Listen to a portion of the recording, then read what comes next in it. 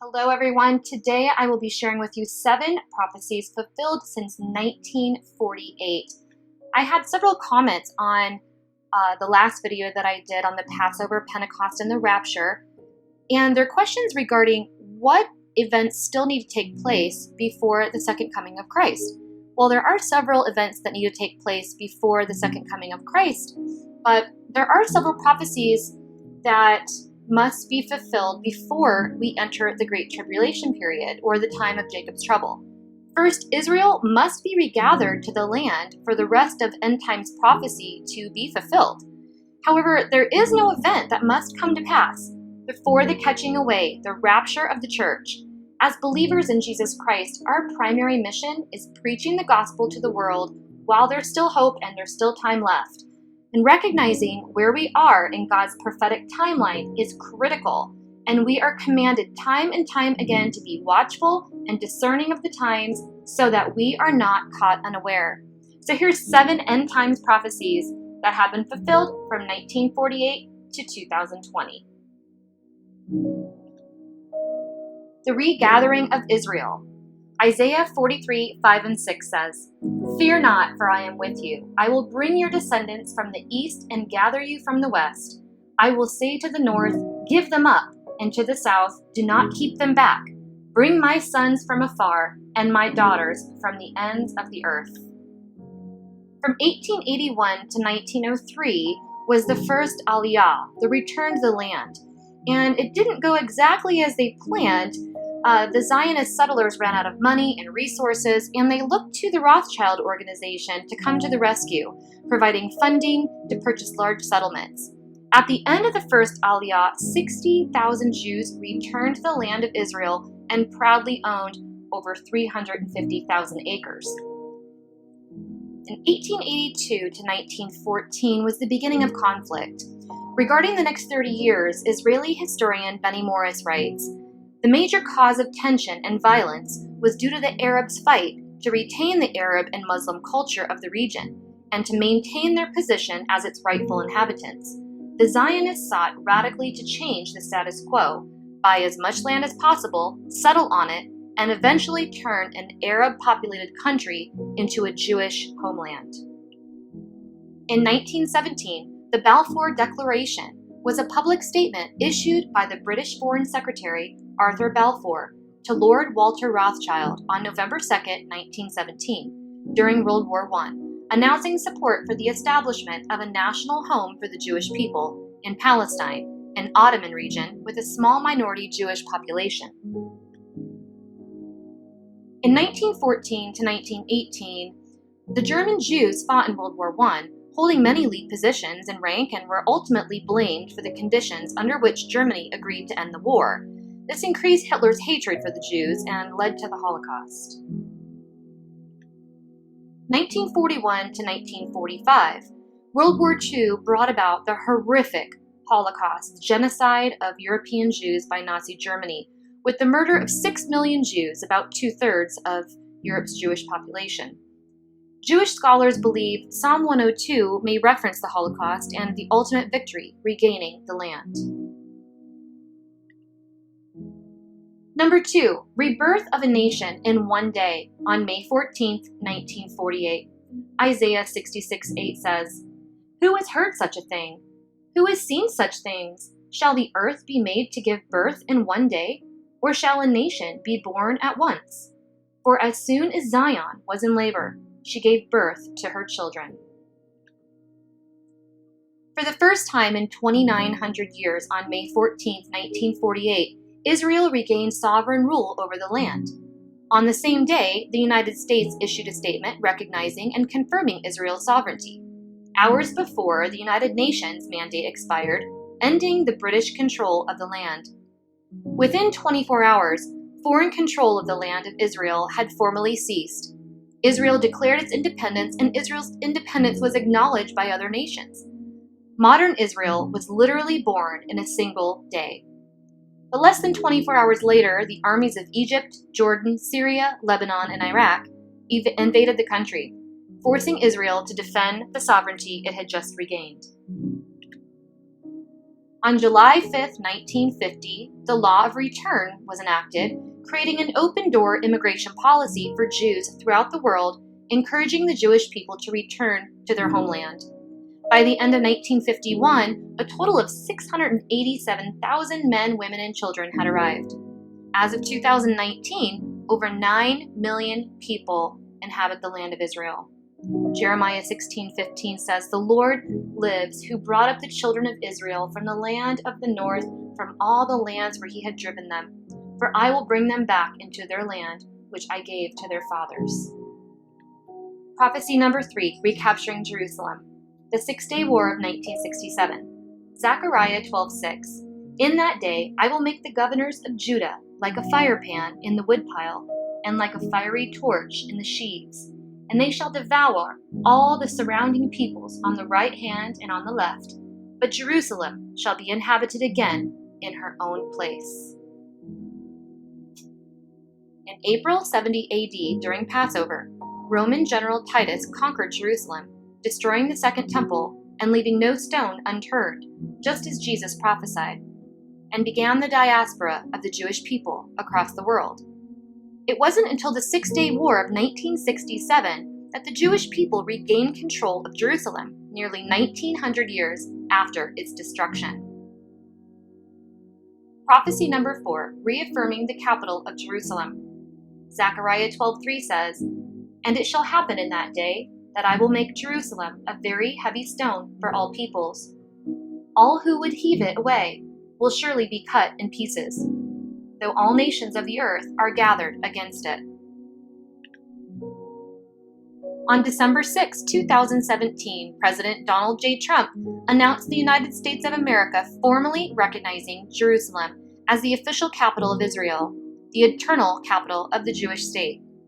On May 14, 2018, on the 70th anniversary of the creation of the modern state of Israel, the United States Embassy opened in Jerusalem.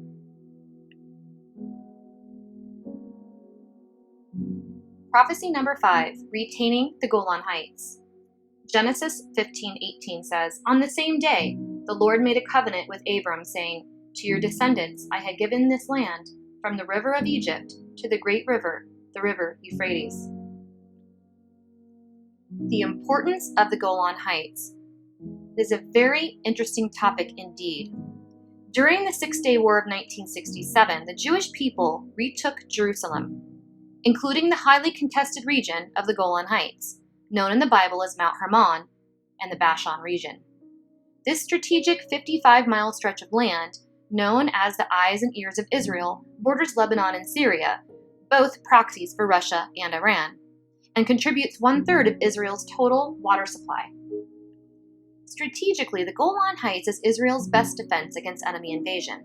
Without claim to this specific plateau, the Jewish state is extremely vulnerable to attacks. President Trump is praised for his recognition of Israel's sovereignty over the Golan Heights. President Benjamin Netanyahu unveiled a sign at the proposed site of the settlement in June 2019, bearing the name Trump Heights, and thanked the U.S. president for breaking with the international community to recognize Israel's sovereignty in the region. To this day, the Golan Heights is regarded as illegally occupied territory by the United Nations and the global community. This region is part of the biblical territory promised to Abraham and the people of Israel as an everlasting covenant in Genesis 15. There's also a huge spiritual significance over the Golan Heights.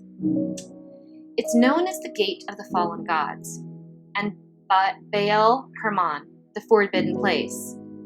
According to the Jewish tradition, Mount Hermon dates back prior to the flood during the time of Enoch, when the 200 watchers descended on the mountain and began interfering genetically with human women, producing giant hybrid offspring called the Nephilim. These superhuman giants became the Greek and Roman gods of antiquity like Zeus and Apollo, and have been rebranded as your heroes in your favorite Marvel movies today.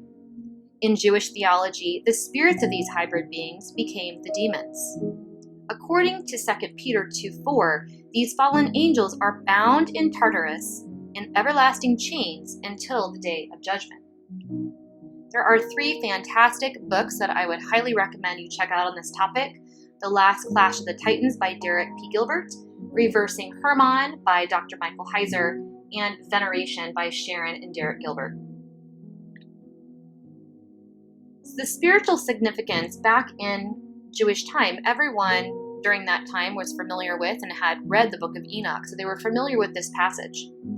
1 Enoch 6 states, "At the time when people multiplied, women gave birth to very beautiful girls. Angels, the Son of Heaven, had seen and desired them. They said, 'Let us choose women among them and make them children.' There are a total of 200 that descended on Ardis, which is at the top of Mount Hermon, and they called Mount Hermon because they swore and bound one another with curses." Genesis 6 says, "The Nephilim were on the earth in those days, and also afterward, when the sons of God went into the daughters of humans, who bore children to them. These were the heroes that were of old, the warriors of renown." Numbers 13 says, "The land that we have gone through as spies is the land that devours its inhabitants, and all the people that we saw in it are of great size. There we saw the Nephilim. The Anakites come from the Nephilim, and to ourselves we seemed like grasshoppers, and so we seemed to them." Now, Jesus declared war on the fallen realm when he brought his disciples up to the Bashan region on Mount Hermon, where he transfigured before them and appeared with Moses and Elijah in glory. Matthew 17, 1-4 states, "Now after 6 days, Jesus took Peter, James, John, and his brother, and led them up on a high mountain by themselves. And he was transfigured before them. His face shone like the sun, and his clothes became as white as the light. And behold, Moses and Elijah appeared to them, talking with him." 1 John 3:8 says, "He who sins is of the devil, for the devil has sinned from the beginning. For this purpose, the Son of God was made manifest, that he might destroy the works of the devil." I cannot imagine what happened in the spirit realm when Jesus transfigured on the mount where the 200 watchers had fell before the flood. Now there's a mystery in Psalm 22, which is a psalm that speaks of the crucifixion of Jesus. And David references the bulls of Bashan. In verse 12 of Psalm 22, it says, "Many bulls have compassed me. Strong bulls of Bashan have beset around me. They gaped upon me with their mouths, as ravening, as a roaring lion. For dogs have compassed me, the assembly of the wicked have enclosed me. They pierced my hands and feet. I may tell all my bones. They look and stare upon me. They part my garments among them and cast lots upon my vesture." Just thought that was an interesting correlation with Bashan, that region, the crucifixion. There's something else going on there in the spirit realm. Prophecy number 6, revival of the Hebrew language. Zephaniah 3:9 says, "For then I will restore to the peoples a pure language, that they all may call on the name of the Lord to serve him with one accord."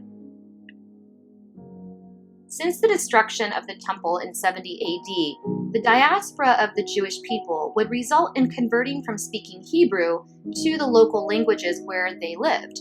It would seem to be a miracle that after the regathering of Israel, a lost language that had not really been spoken for 2,000 years, other than maybe in religious ceremonies, would be revived from all corners of the earth. Hebrew has grown from 7,000 words in biblical times to now 33,000 words in 2018. Prophecy number 7, replenishing the land.